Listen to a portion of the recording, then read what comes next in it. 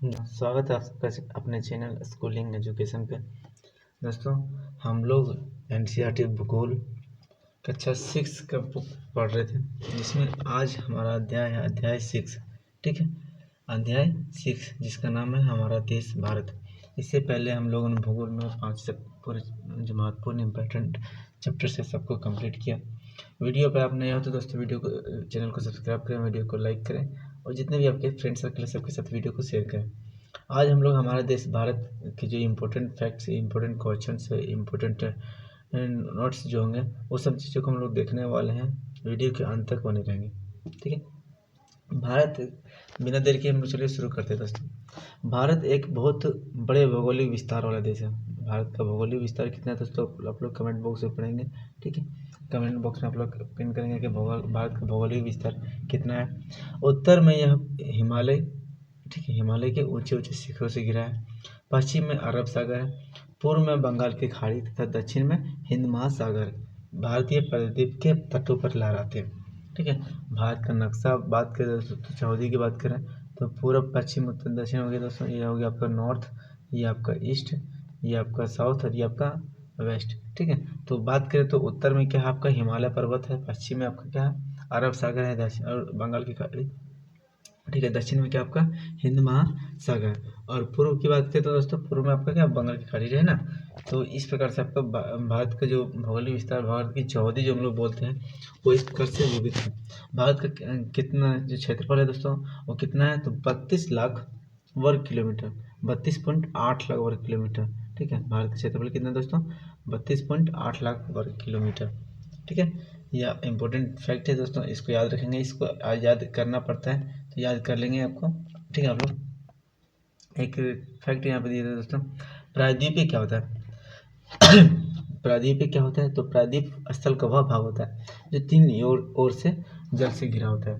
ठीक है, जैसे भारत की बात करें तो आपका भारत का जो दक्षिणी सिरा है दोस्तों, ठीक है, तो वो क्या क्या आपका तीन ओर से जल से, इधर आपका अरब सागर, इधर पूर्व की ओर बंगाल की खाड़ी और दक्षिण में हिंद महासागर। तो तीन ओर से क्या है तो ये आपका तीन ओर से जल से घिरा होने के कारण जो आपका दक्षिणी भाग है जो उसको प्रायद्वीपीय भाग कहा जाता है। ठीक है, आगे बात हम लोग बढ़ते हैं आगे। भारत के क्षेत्रफल की बात करें दोस्तों, भारत का क्षेत्रफल कितना है तो ये आपका 32 लाख वर्ग किलोमीटर है। उत्तर में लद्दाख है। ठीक है, उत्तर में क्या है लद्दाख से लेकर कन्याकुमारी, दक्षिण में कन्याकुमारी तक इसका विस्तार 3200 किलोमीटर तथा पूर्व में अरुणाचल प्रदेश से लेकर के पश्चिम में कच्छ तक इसका विस्तार लगभग 2900 किलोमीटर है। ठीक है, पूर्व से पश्चिम विस्तार और उत्तर से दक्षिण विस्तार, इसका दोनों में अंतर देख सकते हैं दोस्तों कितना है तो लगभग 300 किलोमीटर का अंतर है। ठीक है, पूर्व से पश्चिम की बात करें तो आपका पूर्व से पश्चिम कितना है आपका लगभग 2900 किलोमीटर और उत्तर दक्षिण कितना है तो 3200 किलोमीटर। ठीक है, ऊंचे ऊंचे पर्वत, भारतीय मरुस्थल, उत्तरी मैदान, आसमान पठार, तटीय भाग एवं द्वीपीय स्थल रूपों की विभिन्नता को दर्शाता है। किसकी विविधता को दर्शाता है तो भारत जो उपमहाद्वीप है, भारत देश है अपना, तो उसकी विभिन्नता को दर्शाता है। क्या क्या है यहाँ पे तो ऊंचे ऊंचे पर्वत मिलते हैं आपके उत्तर में। ठीक है, फिर दक्षिण फिर उसके दक्षिण में आप लोग देखते हैं हम लोग वहाँ पे मरुस्थल मिलता है, जिसको थार मरुस्थल के नाम से हम लोग जानते हैं, राजस्थान का क्षेत्र। फिर हम लोग देखते हैं उसके वहीं पे आपको उत्तरी मैदान देखने को मिलता है, गंगा ब्रह्मपुत्र का मैदान जो है आपका, गंगा नदी डेल्टा जो मैदान है। ठीक है, फिर आसमान पठार जो मध्यवर्ती भाग, भारत के जो मध्यवर्ती हिस्सा है वहाँ पे आपको असमान रूप से विस्तृत पठार देखने को मिलता है। ठीक है, फिर तटीय भाग जो जो पूर्वी क्षेत्र, पूर्वी तट में और पश्चिमी तट में जो तटीय भाग है वो देखने को मिलता है। द्वीपीय समूह है यहाँ पे आपके लक्षद्वीप और अंडमान निकोबार द्वीप में कुछ द्वीपीय समूह स्तर रूप देखने को मिलता है। ठीक है, यहाँ जलवायु वनस्पति, यहाँ की जो भारत की बात करें तो यहाँ जलवायु जो है वनस्पति वन्य जीव के साथ साथ भाषा संस्कृति में भी बहुत भिन्नता है। ठीक है, यहाँ की जलवायु जो है उसके बाद वनस्पति है, वन्य जीव है, तो साथ साथ जो है भाषा यहाँ की भाषाएं जो है एवं संस्कृति में बहुत भिन्नता है। कैसे दोस्तों तो यहाँ पे जलवायु देखते हैं आपको मानसूनी जलवायु मिलता है। कैसे जलवायु मिलता है? मानसूनी जलवायु। यहाँ पे अलग अलग क्षेत्रों में आपको अलग अलग प्रकार के वनस्पति प्राप्त होते हैं। कहीं पे आपको सदाबहारी वृक्ष मिलता है, तो कहीं रेगिस्तानी जो वनस्पति है वो मिलता है।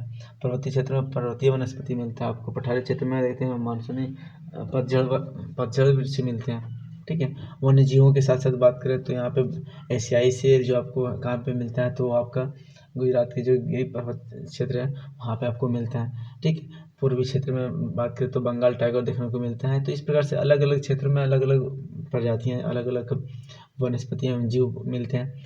भाषा की बात करें दोस्तों तो यहाँ पे वो एक कहावत है, कोस कोस में पानी बदले और कोस कोस में बोली।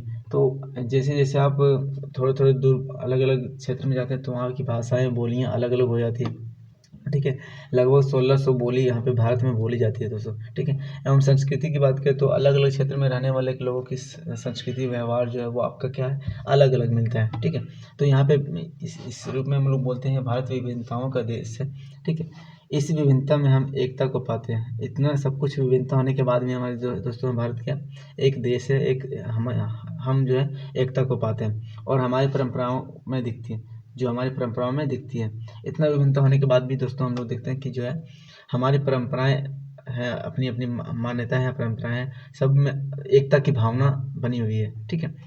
यही कारण है कि हम एक राष्ट्र में बंधे हुए हैं, है ना। यह एक इम्पोर्टेंट क्वेश्चन के रूप में आता है दोस्तों कि भारत विभिन्नताओं का देश है लेकिन फिर भी यहाँ पे एकता है, क्यों? या फिर हम एक राष्ट्र में बंधे हुए हैं किस प्रकार से? तो वो एक ये आपका उत्तर हो सकता है यहाँ पे। ठीक है। विभिन्नता को दर्शाते हुए एकता की बात करते हुए हम लोग लिख सकते हैं उसका आंसर। ठीक है। वर्ष 2011 से अब तक भारत की आबादी 120 करोड़ से अधिक हो चुकी है। भारत की वर्तमान जो आबादी है दोस्तों, अगर जनगणना की बात करें तो कितनी है? तो दोस्तों 2011 में जनगणना हुई है ना। 2011 में जनगणना हुई थी तो उसमें कितना थी जनसंख्या? तो 121 करोड़। कितना? 121 करोड़ से। ठीक है। और अभी अभी 2021 में आपको बात करें तो जनगणना हो भी नहीं थी। ठीक है, जो कोरोना के पीरियड के कारण। उसके बाद अब जब जनगणना होगी तो न्यू डाटा जब आएगा तो उसके बाद हम लोग उस पर चर्चा करेंगे। ठीक है। यह चीन के बाद विश्व का दूसरा सबसे अधिक जनसंख्या वाला देश है। भारत जो है दोस्तों चीन के बाद दूसरा सबसे अधिक जनसंख्या वाला देश है। और स्थल की बात करें दोस्तों, स्थल एरिया में, तो एरिया में 7वां सबसे बड़ा देश कौन सा है? तो भारत है आपका 7वां सबसे बड़ा देश है। ठीक। आगे बात करें स्थिति के बारे में, तो भारत की स्थिति कहाँ पे है, किस प्रकार से भारत की स्थिति है, तो उसके बारे में हम लोग चर्चा करते हैं। यहाँ पे भारत दोस्तों उत्तरी गोलार्ध में स्थित है। कहाँ पे स्थित है? यह उत्तरी गोलार्ध में स्थित है। ठीक है। यह आपका उत्तरी गोलार्ध में स्थित है। कर्क रेखा की बात करें 23.5 डिग्री उत्तरी जो कर्क रेखा है, ठीक है, देश के लगभग मध्य से होकर के गुजरती है। कहाँ से होकर के गुजरती है? लगभग मध्य से होकर के गुजरती है। और यह कितने राज्यों से होकर गुजरती है दोस्तों? तो हम लोगों ने चर्चा किया था कि 8 राज्यों से होकर गुजरती है। ठीक है। एक क्या बोल सकते हैं, एक शॉर्ट ट्रिक है, मित्र पर गमछा झाड़ या फिर गमछा झाड़ मित्र पे। इस प्रकार से एक शॉर्ट ट्रिक है, इसको याद रखने के लिए। गुजरात, राजस्थान, मध्य प्रदेश, छत्तीसगढ़, ठीक है, उसके बाद आपका झारखंड, फिर पश्चिम बंगाल, त्रिपुरा और मिजोरम। इस प्रकार से ये आपके 8 राज्य हैं जहाँ से आपके कर्क रेखा गुजरती है। ठीक है। भारत के मुख्य भूमि का विस्तार की बात करें, दक्षिण से उत्तर की ओर भारत की जो मुख्य भूमि का विस्तार है वह 8 डिग्री 4 मिनट उत्तर से लेकर के 37 डिग्री 6 मिनट उत्तर अक्षांश के बीच है। कहाँ पे आपका? 8 डिग्री 4 मिनट उत्तरी अक्षांश से लेकर के 37 डिग्री 6 मिनट उत्तरी अक्षांश। ठीक है। पश्चिम से पूर्व की बात करें तो पश्चिम से पूर्व तक भारत का जो विस्तार है 68 डिग्री 7 मिनट पूर्वी तथा 97 डिग्री 25 मिनट पूर्वी देशांतरों के बीच पाया जाता है। इसका बात करें विस्तार की, तो भारत का जो देशांतरीय विस्तार है वो कितना है आपका? 68 डिग्री 7 मिनट पूर्वी देशांतर से 97 डिग्री 25 मिनट पूर्वी देशांतर के बीच। ठीक है। अगर हम विश्व को पूर्वी एवं पश्चिमी गोलार्ध में बांटते हैं तो भारत की स्थिति किस गोलार्ध में होगी? भारत की स्थिति क्या होगी? तो आपके पूर्वी गोलार्ध में होगी। ठीक है। बहुत बड़े अक्षांशीय विस्तार कितना? लगभग जो विस्तार देशांतरीय विस्तार है, बहुत बड़े देशांतरीय विस्तार लगभग 29 डिग्री। कितना दोस्तों? लगभग 29 डिग्री के कारण यहाँ पे 2 छोर पर स्थित स्थानों की स्थानीय समय में बहुत अधिक अंतर हो सकता है। ठीक है। क्या होता है कि जो भारत का आपका देशांतरी विस्तार में जो विभिन्नता है वो कितना है, लगभग 29 डिग्री का है। कितना है? लगभग 29 डिग्री का। 1 डिग्री पे कितना मिनट टाइम लेता है दोस्तों पृथ्वी घूमने में?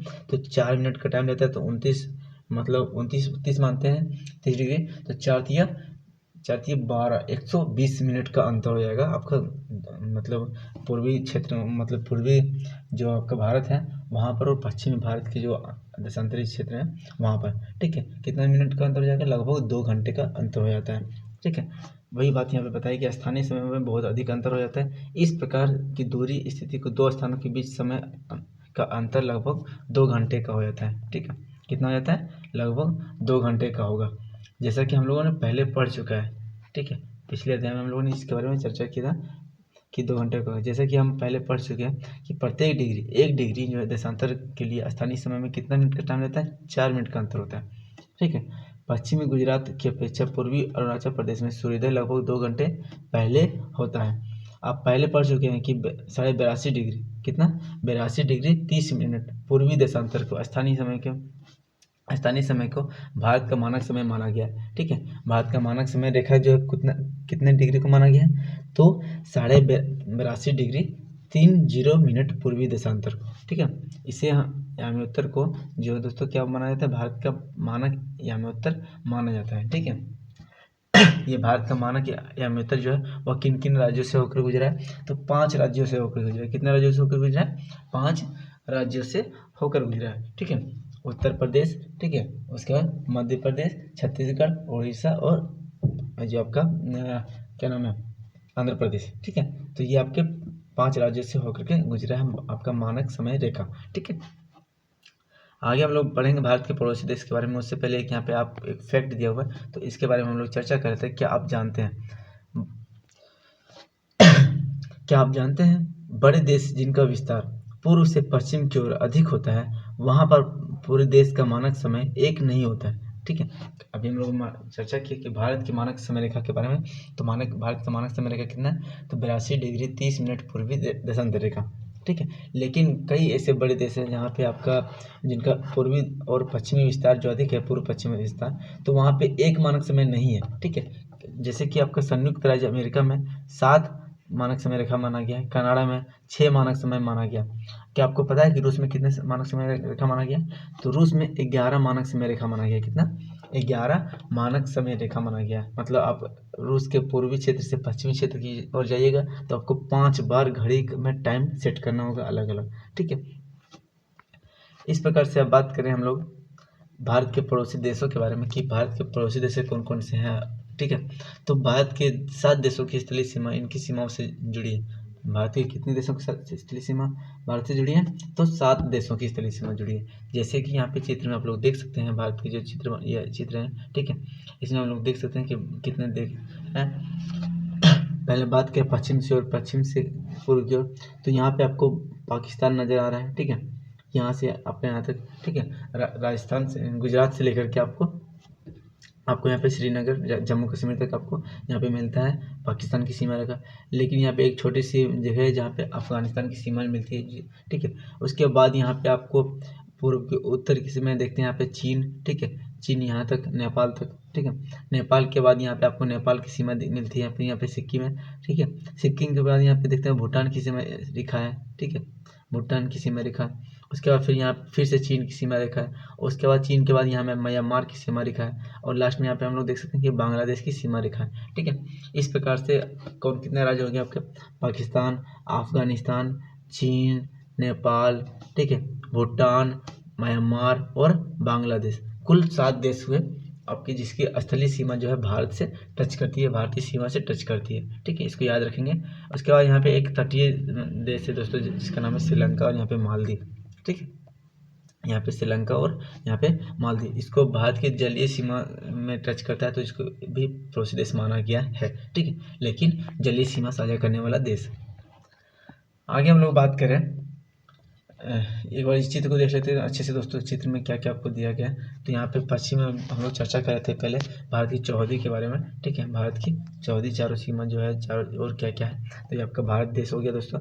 ये आपका एक चित्र है जिसमें हम लोग देश दुनिया को देख रहे हैं। तो ये एक राजनीतिक चित्र है दोस्तों, ठीक है। तो ये आपका भारत है, भारत का उत्तर आपका इसमें उत्तर किधर होता है, तो ये आपका नॉर्थ हो गया, इधर आपका ईस्ट हो गया, इधर आपका साउथ हो गया, इधर हो गया वेस्ट हो गया, ठीक है।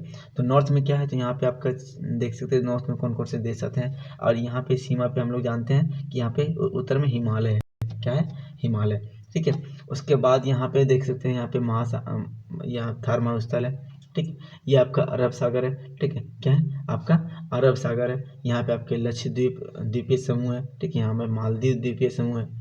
ये आपका बंगाल की खाड़ी पूर्व में, ठीक है, बंगाल की खाड़ी में ही आपके अंडमान निकोबार द्वीप समूह देखने को मिलता है। उसके बाद श्रीलंका भी देखने को मिलता है। नीचे में आपका क्या हिंद महासागर है, ठीक है। तो ये आपका भारत का चौहदी है, ठीक है, इसको याद रखेंगे अच्छे से। कौन कौन से देश की बात करें तो भारत के उत्तर में कौन कौन से देश हैं, पूर्व में कौन कौन से देश हैं, और पश्चिम में कौन कौन से देश हैं, ये भी देख सकते हैं, और दक्षिण में कौन कौन से देश हैं, ठीक है। तो इसको भी याद रखेंगे। अब यहाँ पे आपका राजनीतिक सीमा, भारत के एक राजनीतिक चित्र दिया हुआ है, ठीक है, जिसमें अलग अलग राज्यों को दिखाया गया है, ठीक है। तो इस राज्यों को भी हम लोग याद रखेंगे, इम्पोर्टेंट क्या बोलते हैं, राज्य राजधानी में इम्पोर्टेंट क्वेश्चन के रूप में आता है, ठीक है। यहाँ पे देख सकते हैं आपका एक यहाँ पे यूनियन टेरिटरी दर्शाया गया है, जम्मू कश्मीर और लद्दाख, ठीक है। फिर यहाँ पे हिमाचल प्रदेश, पंजाब, ठीक है, पंजाब की राजधानी चंडीगढ़ दी हुई है, हिमाचल प्रदेश की राजधानी शिमला दिया हुआ है, ठीक है, लद्दाख की राजधानी लेह दिया हुआ है, जम्मू कश्मीर की राजधानी कश्मीर दिया हुआ है, राजस्थान की राजधानी जयपुर है, हरियाणा का भी राजधानी चंडीगढ़ है, उत्तराखंड का देहरादून, दिल्ली आपका दिल्ली का दिल्ली है, उत्तर प्रदेश का लखनऊ है, ठीक है, बिहार का पटना हो गया। तो इस प्रकार से यहाँ पे सारे राज्य राजधानी यहाँ पे दिए हुए हैं। हमारे झारखंड का राजधानी रांची यहाँ पे दर्शाया गया है, जो कर्क रेखा पर दिखाया गया है, ठीक है।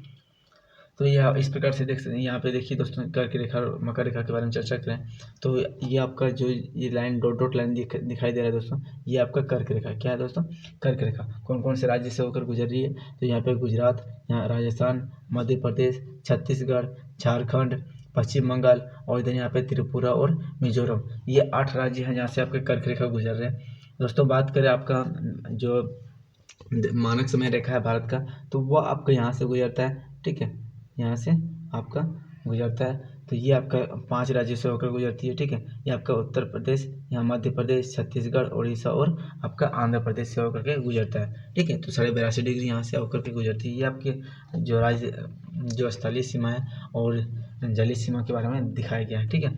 एक इम्पोर्टेंट चीज़ है दोस्तों इस मानचित्र में फोकस करने वाली, जो अब तक आप लोगों को नहीं बताया कि जो मैं अभी बताने जा रहा हूँ, ठीक है।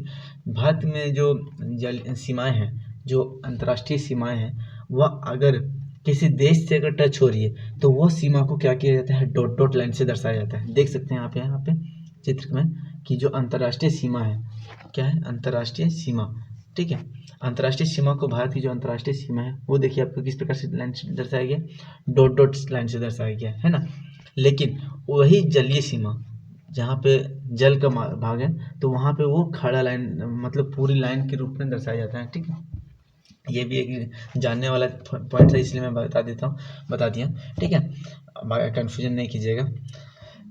यहीं से अगर कभी मानचित्र बना रहे हैं तो इस चीज़ को ज़्यादा से ज़्यादा ध्यान में रखने की कोशिश कीजिएगा कि अगर हम कोई मानचित्र बना रहे हैं तो अगर कोई स्थलीय भाग से वो टच हो रहा है तो वहाँ पे डॉट डॉट लाइन से हम डोनेट करेंगे। लेकिन अगर वही जलीय सीमा है वहाँ पे, तो जलीय भाग है, महासागर है, तो वहाँ पे हम लोग सीधे लाइन का उपयोग करेंगे, ठीक है, जैसे बिना कटी हुई लाइन का उपयोग करेंगे, ठीक है। आगे हम लोग चर्चा करते हैं दोस्तों ये सीमाओं के बारे में। बात में यहाँ पे देखते हैं आगे राजनीतिक और प्रशासनिक विभाजन में, ठीक है। यहाँ आपका दिया हुआ है दोस्तों, इनमें से कौन से देश हैं जिनकी समुद्री सीमा से जुड़ी हुई नहीं है। दक्षिण में समुद्र में स्थित 2 महाद्वीप हैं, श्रीलंका और मालदीव, ये हमारे पड़ोसी देश हैं, ठीक है। पाक जल संधि भारत को श्रीलंका से अलग करती है। पाक जल संधि क्या करती है, भारत को श्रीलंका से अलग करती है। ये इंपॉर्टेंट था, हम लोग जानते हैं, ठीक है। आगे हम लोग पढ़ते हैं राजनीतिक एवं प्रशासनिक विभाजन, भारत का राजनीतिक विभाजन और प्रशासनिक विभाजन के बारे में, ठीक है। वीडियो के अंत तक बने रहेंगे दोस्तों। अंत में हम लोग इस चैप्टर से जो महत्वपूर्ण प्रश्न हैं उसको भी हम लोग चर्चा करने वाले हैं, ठीक है। वीडियो को लाइक कर देंगे, जो नए जुड़े हैं वीडियो को लाइक कर देंगे, कमेंट में बताएंगे कि सेशन कैसा लग रहा है, और जितने भी आपके फ्रेंड सर्कल सबके साथ वीडियो को शेयर करेंगे दोस्तों, ठीक है।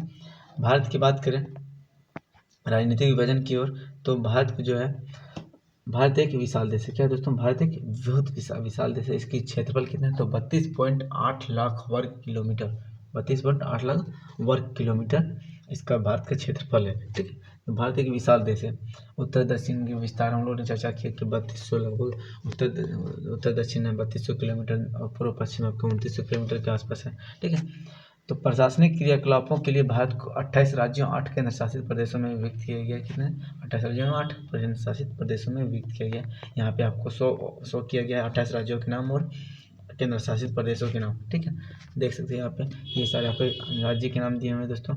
लेकिन यहाँ पे देख सकते हैं यहाँ पे आपका यूटी का नाम दिया हुआ है, दादरा नगर हवेली सिलवासा का नाम दिया हुआ है। ठीक है, फिर यहाँ पे आपका पुडुचेरी सब आपका क्या, आपका यूटी के नाम भी दिया गया है। तो आप इसको इस मानचित्र को अच्छे से पढ़ेंगे, रीड करेंगे और याद रखने की कोशिश करेंगे आपके कौन कौन से यूनियन टेरिटरी और कौन कौन से आपके राज्य। ठीक है, आगे हम लोग बढ़ते हैं राज्य और प्रशासनिक व्यवस्था में। तो बांटा गया है। भारत की राजधानी कहाँ है दोस्तों, भारत की राजधानी दिल्ली है। ठीक है, नई दिल्ली। ठीक है, राज्यों का निर्माण मुख्यतः भाषाओं के आधार पर किया गया। राज्यों का निर्माण जो किस रूप में हुआ तो मुख्यतः भाषा के आधार पर हुआ था।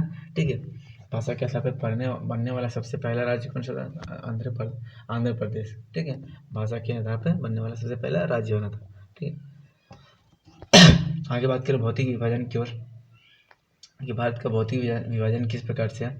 तो उस चीज़ को देखने से पहले हम लोग यहाँ पे देखते हैं एक पॉइंट दिया हुआ की पॉइंट, जिसको हम लोग जानने के लिए कोशिश करेंगे।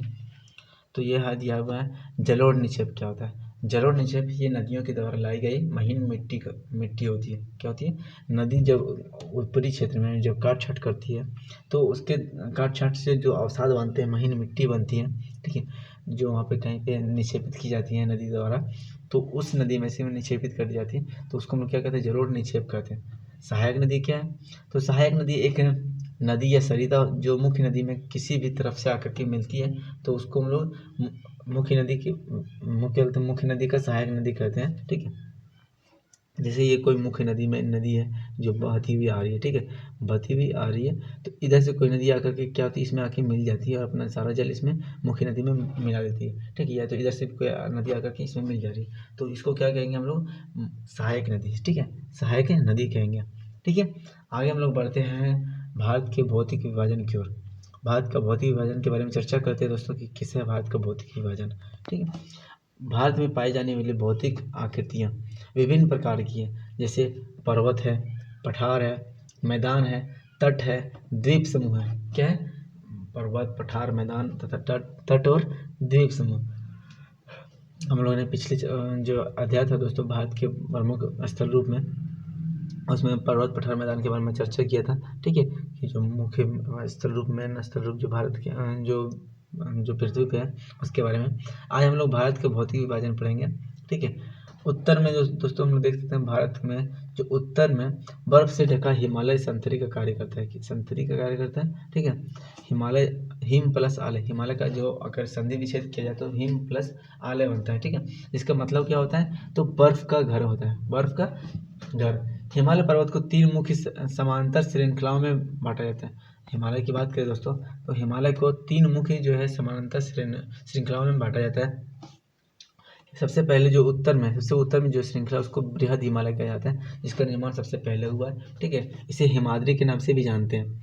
इसी श्रृंखला में विश्व की सबसे ऊंची शिखर जो है आपको मिलता है, जैसे आपका माउंट एवरेस्ट हो गया, K2 हो गया, कंचनजंगा हो गया। तो ये आपके कहाँ पे स्थित है, तो ये आपका जो हिमाद्री है या बृहद हिमालय है उसमें उसका भाग है। ठीक है, मध्य हिमालय या हिमाचल हिमाद्री के दक्षिण में स्थित है। यह बहुत लोकप्रिय पहाड़ी स्थान स्थित होता है। 5 पहाड़ी स्थानों में का नाम पता लगाइए। और उसके बाद फिर दोस्तों शिवालिक जो है वो सबसे दक्षिण में स्थित श्रृंखला है। सबसे दक्षिण में स्थित कौन सा श्रृंखला है, आपका शिवालिक। ठीक है, आगे हम लोग पढ़ते हैं। तो हिमालय के दक्षिण में भारत का उत्तरी मैदान है। हिमालय का दक्षिण में कहाँ है, तो आपका उत्तर प्रदेश बिहार वाला जो क्षेत्र है वहाँ पे भारत का उत्तरी मैदान देखने को मिलता है, उत्तरी मैदान। ठीक है, यह मैदान जो है समतल एवं सपाट है। कैसा है मैदान, समतल एवं सपाट है। यह मैदान सिंधु, गंगा, ब्रह्मपुत्र तथा इनकी सहायक नदियों के द्वारा लाए गए जलोढ़ निक्षेपों से बने हैं। ठीक है, इसके द्वारा जो लाए गए अवसाद जलोढ़ निक्षेप है उनसे बनाए ये आपका भारत का उत्तरी मैदान। नदियों के ये मैदान कृषि के लिए सबसे उपजाऊ भूमि प्रदान करता है। ठीक है। यही कारण है कि इस मैदान जनसंख्या जो है सबसे अधिक होने का कारण क्या है कि यहाँ पे आपको उपजाऊ भूमि मिलता है जहाँ से कृषि की जाती है, ठीक है। आगे जल का भंडार पाया जाता है नदियों के कारण। तो इस क्षेत्र में जो जनसंख्या सबसे अधिक बसने का कारण यही था, ठीक है। आगे बात करें भारत के पश्चिमी भाग में, तो भारत के पश्चिमी भाग में जो है भारतीय मरुस्थल स्थित है, थार मरुस्थल के नाम से जानते हैं हम लोग। यह शुष्क, गर्म तथा रेतीला स्थल है। यह वनस्पति की बहुत कम है, यहाँ पे वनस्पति जो है मात्रा है वो बहुत कम है। उत्तरी मैदान के बाद आगे हम लोग बात करें, उत्तरी मैदान में के दक्षिण में प्रायद्वीपीय पठार स्थित है। उत्तरी मैदान में क्या है, प्रायद्वीपीय पठार स्थित है। इसकी आकृति क्या है, त्रिभुजाकार है। इसका धरातल जो है काफ़ी ऊंचा नीचा है, ठीक है। इस क्षेत्र में बहुत सी पहाड़ी श्रृंखलाएं मिलती हैं, घाटियां स्थित हैं। इसके उत्तर पश्चिम में अरावली श्रृंखला मिलती है, अरावली पर्वत श्रृंखला है जो विश्व की सबसे पुरानी श्रृंखला है। विंध्य एवं सतपुड़ा भी महत्वपूर्ण श्रृंखला है। इन श्रृंखलाओं से होकर के नर्मदा नदी, ताप्ती नदी और भी कई सारी प्रायद्वीपीय नदियाँ बहती हैं आपके जो है प्रायद्वीपीय पठार में, ठीक।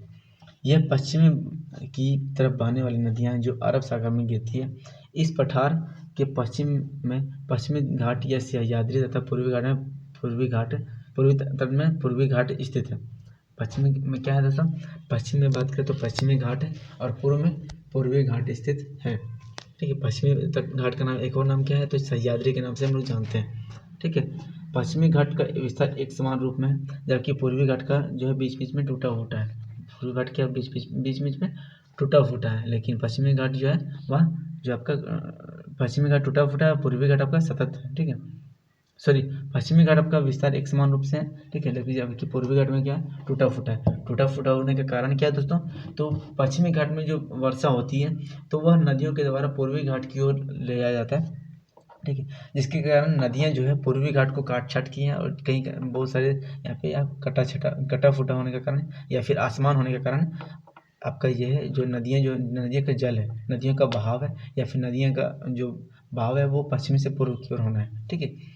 इन पठारों में खनिजों जैसे लोहा, कोयला और अयस्क की प्रचुर मात्रा पाई जाती है। कहाँ पे, जो आपके पठार क्षेत्र हैं, जैसे आपका छोटा नागपुर का पठार, इसको खनिज संपदा से भरा माना जाता है, ठीक है। छोटा नागपुर पठार हो गया आपका दक्कन का पठार हो गया, ठीक। आगे बात करें पश्चिमी घाट के पश्चिम में, पूर्वी घाट के पूर्व में तटीय मैदान स्थित है। तटीय मैदान कहाँ स्थित है, तो पश्चिमी घाट जो आपका पश्चिमी घाट सह्याद्री है उसके पश्चिम में तथा पूर्वी घाट के पूर्व में आपका जो मैदान स्थित है। पश्चिमी तट में जो मैदान है वो काफ़ी संकरे है क्योंकि यहाँ पे खड़ा ढाल है दोस्तों, ठीक है। जिसके कारण यहाँ पे जो मैदान पश्चिमी तट का मैदान है वो आपका संकरा है। लेकिन पूर्वी घाट में दोस्तों कई सारी नदियाँ हैं, तो नदियाँ के कारण वहाँ पे डेल्टा बनाया गया है, जिसके कारण वहाँ पे पूर्वी घाट जो है आपका पूर्वी तटीय मैदान वो आपका चौड़ा है, ठीक है। पूर्वी तटीय मैदान की बात करें तो यहाँ पर अपेक्षाकृत क्या चौड़े है, ठीक है। आगे बात करें वहाँ पूर्व की ओर बहने वाली कई नदियाँ हैं, जो पूर्वी तट में दोस्तों पूर्व की ओर बहने वाली कई नदियाँ हैं, जैसे महानदी, गोदावरी, कृष्णा तथा कावेरी बंगाल की खाड़ी में गिरती है। यह नदी अपने मुहाने पे उपजाऊ डेल्टा का निर्माण करती है। बंगाल की खाड़ी में गंगा ब्रह्मपुत्र नदी के मुहाने का सुंदरबन डेल्टा स्थित है। सुंदरबन डेल्टा क्या है दोस्तों, तो आपका पश्चिम बंगाल और बांग्लादेश की जो सीमा है, तटीय क्षेत्र है, वहाँ पे आपको देखने को मिलता है, ठीक है। इसी कारण यह किसके द्वारा बनाया गया, तो यह गंगा और ब्रह्मपुत्र नदी के सहयोग से बना है, ठीक है। उसके मुहाने पे है। आगे बात करें दोस्तों, एक यहाँ पे पॉइंट दिया हुआ उसके बारे में हम लोग देखते हैं। एक लड़की यहाँ पे एक पॉइंट है यहाँ पे, क्या आप जानते हैं, ठीक है। परवाल क्या होता है, परवाल छोटे समुद्री जंतुओं का कंकाल है जिसे पोलिप क्या कहा गया, पोलिप कहा जाता है। यह जीवित पोलिप मरते हैं तब उनका कंकाल बच जाता है, ठीक है। अन्य पोलिप की वृद्धि इन ठोस कंकालों के ऊपर होती है। क्या होती है, जो जो कंकाल मरा आपको दोस्तों प्रवाल, उसके ऊपर यहाँ पे वृद्धि होती है, जैसे जो परत दर परत बढ़ते जाते हैं जिसके कारण द्वीपों का निर्माण होता है, ठीक है। जो बढ़ते बढ़ते बढ़ते काफ़ी ऊंचे हो जाते हैं तथा इसी प्रकार प्रवाल द्वीपों का निर्माण होता है, ठीक है। आगे हम लोग बात करते हैं सुनामी के बारे में। यहाँ पे कविता दी हुई है दोस्तों, आप देख सकते हैं। एक सुनामी पे एक लेख दिया हुआ है जो पंखुड़ी विद्या नाम करके कक्षा 8 की छात्रा है, उन्होंने लिखा है, ठीक है। एक सवेरे पड़ो मनुष्य से पर जल जले की काली छाया, सुनामी दानवी ने अपना प्रलयकारी कहर ढाया। समुद्र में उठा आलोड़न, मीलों दूर फैला साया, प्रकृति के विनाश ने मानव को अपना ग्रास बनाया। विनाशक का था विकराल आकार, चारों ओर मचा हाहाकार, कोई नहीं बच पाया उससे, भागे बचाने अपने प्राण। हिंद महासागर था रक्षक, अब बना हमारा भक्षक, सर्वत्र निगल गया मानव को करके अस्तित्व नष्ट। ठीक है। या जो सुनामी आया था, कब आया था सबसे भयंकर विकराल वाला, तो 2004 में आया था दोस्तों। ठीक है। जिसे भारत का जो दक्षिणतम बिंदु इंदिरा पॉइंट है वो आपका डूब गया सुनामी के कारण। ठीक है। उसके बाद यहाँ जो वैद्यनाथ स्वेन है, उन्होंने भी कुछ लिखा हुआ है, चित्र ड्राइंग किया हुआ है सुनामी का, तो देख सकते हैं ये आपका इसका ड्राइंग इस बच्चे के द्वारा किया गया। ठीक है। ये आपका कक्षा 4 का विद्यार्थी है। ठीक है। आगे बात करें भारत के द्वीपीय समूह के बारे में, तो भारत में 2 द्वीपीय समूह है। भारत में कितने द्वीप समूह हैं? तो 2 द्वीप समूह है। पहला लक्षद्वीप समूह, दूसरा है अंडमान निकोबार द्वीप समूह। ठीक है। अरब सागर में जो लक्षद्वीप की बात करते हैं, कहाँ है आपका? अंडमान निकोबार में, सॉरी, ये आपका अरब सागर में स्थित। ये केरल से की तरफ से कुछ ही दूरी पर स्थित एक प्रवाल द्वीप है। किस प्रकार का द्वीप है? प्रवाल द्वीप है। ठीक है। यहाँ पे कितने द्वीप हैं दोस्तों? जो 36 द्वीप है। कितने? 36 द्वीप है अंडमान निकोबार द्वीप, सॉरी लक्षद्वीप में। अंडमान निकोबार की बात करते हैं, भारत में दक्षिण पूर्वी दिशा में है। यह बंगाल की खाड़ी में स्थित है। क्या आप जानते हैं कि कौन सा द्वीप समूह 2004 में सुनामी में प्रभावित हुआ था? तो ये आपका अंडमान निकोबार द्वीप जो सबसे ज़्यादा प्रभावित हुआ था। ठीक है। इसी में एक द्वीप था इंदिरा पॉइंट, भारत का दक्षिणतम बिंदु इंदिरा पॉइंट जो डूब गया। ठीक है। समाचार पत्र तथा लोगों से बातचीत के जरिए जानकारी प्राप्त कीजिए कि जब सुनामी भारतीय तट से टकराई तो किस प्रकार लोगों ने अलग अलग तरीके से इस चुनौती का सामना किया था। सुनामी एक विशाल सागरीय तंत्र है जो समुद्र तल पर भूकंप के कारण उत्पन्न होते हैं। ठीक है। ये आपका चैप्टर जो है, अध्याय जो है, यहाँ पे आपका समाप्त होता है। अब कुछ अभ्यास प्रश्न दिए हुए, तो उसके बारे में हम लोग चर्चा करते हैं दोस्तों। ठीक है। भारत को कितने भौतिक विभाजन में बांटा जा सकता है? भारत को कितने भागों में, भौतिक भागों में विभाजित किया जा सकता है? उनके नाम लिखिए। तो पर्वत हो गया आपका। ठीक है। वो भारतीय जो पर्वत क्षेत्र है, हिमालय पर्वत श्रेणी, ठीक, भारतीय मरुस्थल, महामरुस्थल जो है, उत्तरी मैदान हो गया। ठीक है। उसके बाद पठारी क्षेत्र हो गया, तटीय मैदान हो गया और द्वीपीय क्षेत्र हो गया। ठीक है। कुल 6 भागों में बांटा जा सकता है। भारत की स्थलीय सीमा 7 देशों से जुड़ी, उनके नाम बताइए। तो पाकिस्तान, अफगानिस्तान, चीन, नेपाल, भूटान, म्यांमार और बांग्लादेश। तो ये आपके 7 देश हो गया। ठीक है। कौन सी नदी, 2 प्रमुख नदियाँ अरब सागर में गिरती हैं? तो नर्मदा और ताप्ती जो आपका कहाँ गिरती है? तो अरब सागर में गिरती है। इसके साथ साथ जुआरी नदी हो गया। ठीक है। और भी कई सारी नदियाँ हैं जो आपके दक्षिण भारत में बहती है, वो आपका गिरती है कहाँ पे? अरब सागर में गिरती है। गंगा एवं ब्रह्मपुत्र के द्वारा बनाए गए डेल्टा का नाम क्या है? तो सुंदरवन डेल्टा के नाम से जाना जाता है, जो विश्व का सबसे बड़ा डेल्टा है। यहाँ सुंदरी नामक वृक्ष के कारण इसको सुंदरवन के नाम से जाना जाता है। ठीक है। यह एक प्रकार का मैंग्रोव वन है। ठीक है। भारत में कितने राज्य हैं, कितने केंद्र शासित प्रदेश? तो आप लोग देखा था 28 राज्य और 8 केंद्र शासित प्रदेश है। किन राज्यों की राजधानी एक ही है? तो चंडीगढ़ आपके जो है राजधानी है इसका। तो पंजाब और हरियाणा की राजधानी चंडीगढ़, दोनों की राजधानी एक ही है। कुछ समय पहले दोस्तों जब आंध्र प्रदेश और तेलंगाना अलग हुआ था, तो उसकी राजधानी भी सेम थी, हैदराबाद, लेकिन अब आंध्र प्रदेश की राजधानी अलग हो गई है और तेलंगाना की राजधानी अलग हो गई है। ठीक है। आगे बात करें, उत्तरी मैदान में अधिक जनसंख्या में निवास करती है, क्यों? क्योंकि उत्तर में आपका जो कृषि क्षेत्र है वो ज़्यादा है, वहाँ पे जल की उपलब्धता, मीठे जल की पीने योग्य जो जल है उसकी उपलब्धता ज़्यादा है, इसके कारण वहाँ पे, और समतल मैदान है, और क्या बोल सकते हैं, परिवहन के साधन सबसे ज़्यादा दुरुस्त बनाया जाता है मैदानी इलाके में, इसके कारण वहाँ पे जो है दोस्तों जो जनसंख्या वो अधिक निवास करती है। लक्षद्वीप को प्रवाल द्वीप कहा जाता है, क्योंकि प्रवाल से बना हुआ द्वीप है, इसलिए इसको प्रवाल द्वीप के नाम से जाना जाता है। लेकिन बात के दोस्तों सबसे ज़्यादा प्रवाल द्वीप कहाँ पे है? तो आपका अंडमान निकोबार द्वीप में सबसे ज़्यादा प्रवाल द्वीप है। ठीक है। आगे बात करें, सही प्रश्न जो है उसको टिक लगाना है। हिमालय के दक्षिण भाग को क्या कहा जाता है? तो शिवालिक कहा जाता है। दक्षिण भाग को शिवालिक के नाम से जाना जाता है। सह्याद्री को अन्य किसी नाम से जानते हैं? पश्चिमी घाट को सह्याद्री के नाम से जानते हैं। पाक जल संधि किन देशों के बीच में है? तो आपका श्रीलंका और भारत के बीच में पाक जल संधि है। ठीक है।